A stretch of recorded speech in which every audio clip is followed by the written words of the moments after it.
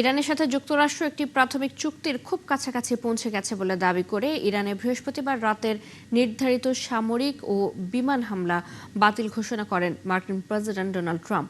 যুদ্ধ বন্ধের লক্ষ্যে চুক্তি নিয়ে আলোচনায় চূড়ান্ত বিষয়গুলো সংশ্লিষ্ট সব পক্ষ অনুমোদন করেছে বলে জানিয়েছেন মার্কিন প্রেসিডেন্ট।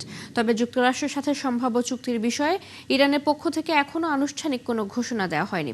বিস্তারিত মনিরুজ্জামান বাবুর রিপোর্টে। শেষ মুহূর্তে নিজের পরিকল্পনা থেকে সরে আসলেন যুক্তরাষ্ট্রের প্রেসিডেন্ট ডোনাল্ড ট্রাম্প। টানা তৃতীয় রাতের মতো ইরানে হামলা চালানোর পরিকল্পনা বাতিল করেন মার্কিন প্রেসিডেন্ট। নিজের ট্রুথ সোশ্যালে দেওয়া পোস্টে ট্রাম্প বলেন, ইরানের সঙ্গে যুদ্ধবন্ধের চুক্তি নিয়ে আলোচনায় চূড়ান্ত বিষয়গুলো সব পক্ষ অনুমোদন করেছে। এর পরিপ্রেক্ষিতে তিনি ইরানে খুবই কঠিন হামলার যে হুমকি দিয়েছিলেন সেই পরিকল্পনা স্থগিত করেছেন। পরে হোয়াইট হাউসে সাংবাদিকদের সঙ্গে ট্রাম্প আরও জানান, এই সপ্তাহের শেষে ইউরোপের কোথাও যুক্তরাষ্ট্রের সঙ্গে ইরানের এই চুক্তি সই হতে পারে। যুক্তরাষ্ট্রের পক্ষে সেখানে থাকবেন দেশটির ভাইস প্রেসিডেন্ট জেডি ভ্যান্স। আলোচনার বিষয়টি ইরানের নেতৃত্বের সর্বোচ্চ পর্যায় থেকে অনুমোদন পেয়েছে বলেও জানান ট্রাম্প। আমাদের সঙ্গে ইরানের একটি চুক্তি প্রায় চূড়ান্ত। ইরানের কাছে কখনোই পারমাণবিক অস্ত্র থাকবে না এবং এই চুক্তিটি করার জন্য আমাদের যা কিছু করতে হয়েছে তার মূল উদ্দেশ্যই ছিল এটি। সুতরাং এটি একটি অত্যন্ত গুরুত্বপূর্ণ বিষয়। চুক্তি স্বাক্ষরিত হওয়ার সঙ্গে সঙ্গেই হরমুজ প্রণালীও খুলে দেয়া হবে। ট্রাম্প আরও জানান, এই চুক্তির সঙ্গে যুক্তরাষ্ট্র, ইরান ও মধ্যস্থতাকারী কাতার ছাড়াও ইসরায়েল, সৌদি আরব, সংযুক্ত আরব আমিরাত, তুরস্ক ও মিশরের মতো দেশগুলো জড়িত রয়েছে। তবে যুক্তরাষ্ট্রের সঙ্গে সম্ভাব্য চুক্তির বিষয়ে ইরানের পক্ষ থেকে এখনও আনুষ্ঠানিক কোনো ঘোষণা দেওয়া হয়নি। আর ইরানের সংবাদ সংস্থা তাসনিম নিউজ ট্রাম্পের এমন ঘোষণা নাকচ করে বলেছেন, মার্কিন প্রেসিডেন্ট এর আগেও এমন ঘোষণা দিয়েছিলেন, কিন্তু তাতে কোনো ফল হয়নি।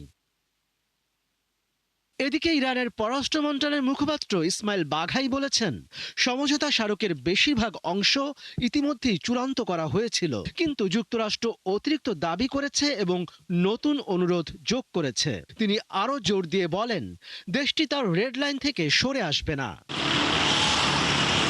মনিরুজ্জামান বাবু, ৭১।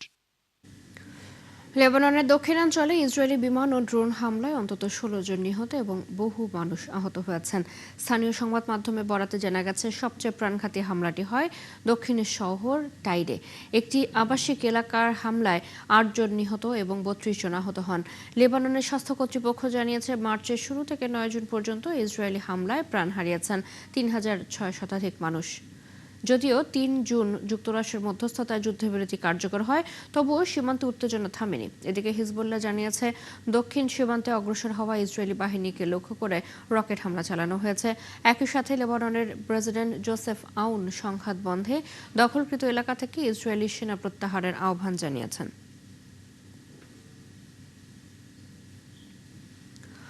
ইরান সংশ্লিষ্ট জাহাজে মার্কিন হামলায় ভারতীয় নাবিক নিহতের ঘটনায় যুক্তরাষ্ট্রের প্রতি হামলা বন্ধের আহ্বান জানিয়েছে ভারত। ভারতের পররাষ্ট্র মন্ত্রণালয় বলেছে, এ ধরনের হামলা অবিলম্বে বন্ধ করতে হবে। একই সাথে অঞ্চলটিতে শান্তি ও স্থিতিশীলতা ফেরাতে সংলাপ ও কূটনৈতিক উদ্যোগের আহ্বান জানিয়েছেন তারা।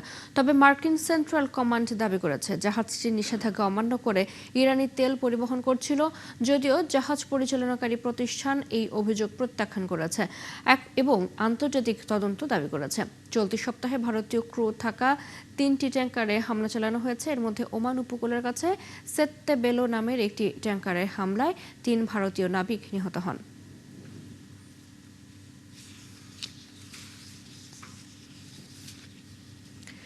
ইরানের অন্যতম গুরুত্বপূর্ণ বন্দর নগরী বন্দর আব্বাস। সেখানে আছে দেশটির অন্যতম নৌবন্দর, আইআরজিসির নৌবাহিনীর প্রধান কার্যালয়, এমনকি হরমুজ প্রণালী নিয়ন্ত্রণের মূল কেন্দ্রবিন্দুও এই অঞ্চল। তাই যুদ্ধবিরতির পর থেকে এখানেই সবচেয়ে বেশি হামলা চালিয়েছে যুক্তরাষ্ট্র। তেহরানের যে কোনো হামলার জবাবে বন্দর আব্বাসকেই টার্গেট করেছে ওয়াশিংটন। কিন্তু কেন? উত্তরটা জানবো আরাফাত ইসলামের কাছে। এপ্রিলে যুদ্ধবিরতির পর থেকে বারবার যুক্তরাষ্ট্রের টার্গেট হয়েছে বন্দর আব্বাস। সম্প্রতি চালানো হামলায়ও ব্যতিক্রম ঘটেনি। প্রশ্ন উঠেছে, কেন বারবার বন্দর আব্বাসকেই লক্ষ্য করা হচ্ছে? কি এমন আছে বন্দর আব্বাসে? বন্দর আব্বাস ইরানের সমুদ্র নিরাপত্তার কৌশলগত কেন্দ্রবিন্দু। ইরানের অন্যতম সমুদ্র বন্দর আছে এই শহরেই। আইআরজিসির নৌবাহিনীর প্রধান কার্যালয়ও সেখানেই। শুধু তাই নয়, হরমুজ প্রণালীতে আধিপত্য বজায় রাখতেও এই শহর থেকেই কার্যক্রম পরিচালনা করে আইআরজিসি। সমুদ্রে মাইন পেতে রাখার কাজের নিয়ন্ত্রণও হয় এই এলাকা থেকেই। ড্রোনের নিয়ন্ত্রণ, ক্ষেপণাস্ত্র পরিচালনার গুরুত্বপূর্ণ কেন্দ্র এই বন্দর আব্বাস। হরমুজে ওয়াশিংটনের আধিপত্যে প্রধান কাঁটা এই বন্দর আব্বাস, তাই বারবারই টার্গেটে যুক্তরাষ্ট্রের। তাই তো বারবার হামলা চালিয়ে ইরানের নৌশক্তিকে দুর্বল করাই যুক্তরাষ্ট্রের মূল লক্ষ্য। তবে যুক্তরাষ্ট্রের সামরিক বাহিনীর দাবি, নিজেদের সুরক্ষিত রাখতে একই সাথে হরমুজে স্বাভাবিক জাহাজ চলাচল নিশ্চিত করতেই বন্দর আব্বাস সহ ইরানের বিভিন্ন সামরিক স্থাপনায় হামলা চালিয়েছে মার্কিন বাহিনী। আরাফাত ইসলাম, ৭১। ফিলিপাইনের দক্ষিণাঞ্চলীয় দ্বীপ মিন্দানাওয়ের উপকূলে আঘাত হানা শক্তিশালী ভূমিকম্পে মৃতের সংখ্যা বেড়ে দাঁড়িয়েছে ৫৩ জনে। দেশটির জাতীয় দুর্যোগ ব্যবস্থাপনা কাউন্সিল জানিয়েছে ৭.৯ মাত্রার এই ভূমিকম্পে আহত হয়েছেন ৬৮০ জনের বেশি, আর নিখোঁজ রয়েছেন কয়েক ডজন মানুষ। ভূমিকম্পে ক্ষতিগ্রস্ত হয়েছে প্রায় ৭৫,০০০ পরিবার। বাড়িঘর ছেড়ে আশ্রয় নিতে বাধ্য হয়েছেন ৪৫,০০০-এর বেশি বাসিন্দা। ক্ষতিগ্রস্ত হয়েছে ১২,৬০০-র বেশি ঘরবাড়ি। ভূমিকম্পের পর সৃষ্ট ভূমিধসে বিচ্ছিন্ন হয়ে পড়েছে বহু সড়ক যোগাযোগ। উদ্ধার তৎপরতার পাশাপাশি এখন চলছে ধ্বংসস্তূপ অপসারণ এবং ক্ষয়ক্ষতির হিসাব। সবচেয়ে বেশি ক্ষতিগ্রস্ত সারাঙ্গারি প্রদেশে অনেক পরিবার তাদের ভেঙে পড়া ঘরবাড়ির ধ্বংসাবশেষ থেকে প্রয়োজনীয় জিনিসপত্র উদ্ধারের চেষ্টা করছেন।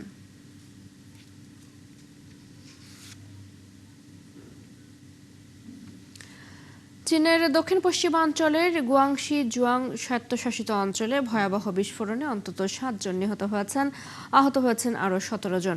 স্থানীয় সময় বৃহস্পতিবার মধ্যরাতে শিনগান কাউন্টির লিংশিয়াং সড়ক এলাকায় এই বিস্ফোরণ ঘটে বলে জানিয়েছে চীনা সংবাদ মাধ্যম চায়না ডেইলি।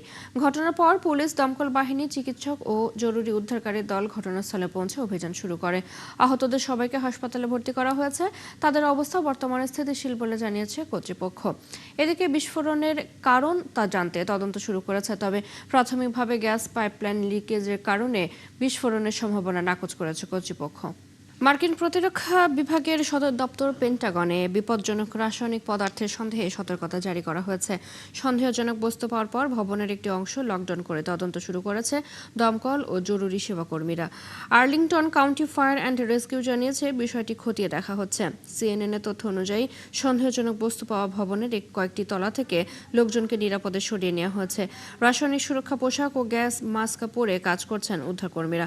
পেন্টাগন জানিয়েছে বায়ুর মানে সমস্যা শনাক্ত হওয়ায় সতর্কতামূলক ব্যবস্থা নেওয়া হয়েছে। পরিস্থিতি স্বাভাবিক না হওয়া পর্যন্ত নিরাপত্তা নির্দেশনা বহাল থাকবে। উত্তর আয়ারল্যান্ডের রাজধানী বেলফাস্টে অভিবাসী বিরোধী সহিংস বিক্ষোভের মধ্যে ৩টি বাংলাদেশি পরিবারের বাড়িতে হামলা ও ভাঙচুরের ঘটনা ঘটেছে। মঙ্গলবার রাতে উত্তর বেলফাস্টের টাইগার বে এলাকায় মুখোশধারী বিক্ষোভকারীরা অভিবাসীদের কয়েকটি বাড়ি লক্ষ্য করে হামলা চালায়। আতঙ্কিত পরিবারগুলোর সদস্যদের পুলিশ উদ্ধার করে নিরাপদ স্থানে সরিয়ে নেয়। বর্তমানে ৩ পরিবারের ১১ জন সদস্য অস্থায়ী আবাসনে রয়েছেন। ক্ষতিগ্রস্তরা জানান, হামলার কারণে তারা এখনও বাড়িতে ফিরতে পারেননি এবং ব্যবসা প্রতিষ্ঠানও খুলতে পারছেন না। এদিকে ছুরিকাঘাতের একটি ঘটনাকে কেন্দ্র করে শুরু হওয়া সহিংসতায় বিভিন্ন এলাকায় বাড়িঘর, যানবাহন ও ব্যবসা প্রতিষ্ঠানে হামলা ও অগ্নিসংযোগের ঘটনা ঘটেছে। পরিস্থিতি নিয়ন্ত্রণে অতিরিক্ত পুলিশ মোতায়েন করা হয়েছে এবং রাজনৈতিক নেতারা শান্ত থাকার আহ্বান জানিয়েছেন। সুদানের নর্থ কর্দোফান অঙ্গরাজ্যের রাজধানী এল ওবেইদে র্যাপিড সাপোর্ট ফোর্সেস বা আরএসএফ এর টানা ড্রোন হামলায় অন্তত ২৩ জন নিহত হয়েছেন, আহত হয়েছেন আরও ১৯ জন। মানবাধিকার সংগঠন ইমার্জেন্সি লয়ার্স গ্রুপের অভিযোগ, বুধবার গভীর রাত থেকে বৃহস্পতিবার পর্যন্ত শহরের একাধিক এলাকায় হামলা চালানো হয়। নিহতদের জানাজা ও দাফনের জন্য কবরস্থানেও ড্রোন হামলার অভিযোগ উঠেছে। সংগঠনটি বলছে, আবাসিক এলাকা ও বেসামরিক স্থাপনাকে লক্ষ্য করে এসব হামলা চালানো হয়েছে। তবে অভিযোগের বিষয়ে এখনও আরএসএফ বা সুদানের কর্তৃপক্ষ কোনো মন্তব্য করেনি। ২০২৩ সালের এপ্রিল থেকে সেনাবাহিনী ও আরএসএফ এর সংঘাতে সুদান ভয়াবহ মানবিক সংকটে পড়েছে। জাতিসংঘের তথ্য অনুযায়ী এই সংঘাতে লাখো মানুষ নিহত এবং প্রায় ১,৩০,০০,০০০ মানুষ বাস্তুচ্যুত হয়েছে। ধর্মীয় ইতিহাস ও স্থাপত্যের এক অনন্য মুহূর্তের সাক্ষী হল স্পেনের বার্সেলোনা। বিশ্বের সবচেয়ে উঁচু গির্জার স্বীকৃতি পেল বিখ্যাত স্থপতি আন্তোনিও গাউদির নকশায় নির্মিত সাদাগ্রা ফ্যামিলিয়া। গাউদির স্বপ্নের এই স্থাপত্যে নতুন টাওয়ার উদ্বোধন করলেন পোপ লিও চতুর্দশ। আর উদ্বোধনের মাধ্যমে পূর্ণতার আরও এক ধাপে পৌঁছালো শতবর্ষী এই স্থাপত্য বিষয়। আরও জানাচ্ছেন নাহিদা রিন্থি।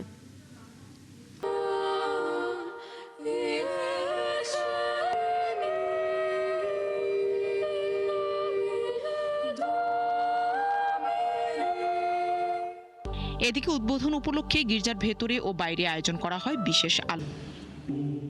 নাহিদা রিন্থি, ৭১।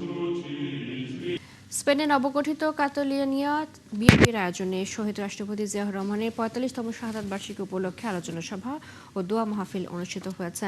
অনুষ্ঠানে দলীয় নেতাকর্মীরা শহীদ জিয়ার রাজনৈতিক আদর্শ, দেশপ্রেম এবং বহুদলীয় গণতন্ত্র প্রতিষ্ঠায় তার অবদানের কথা স্মরণ করেন।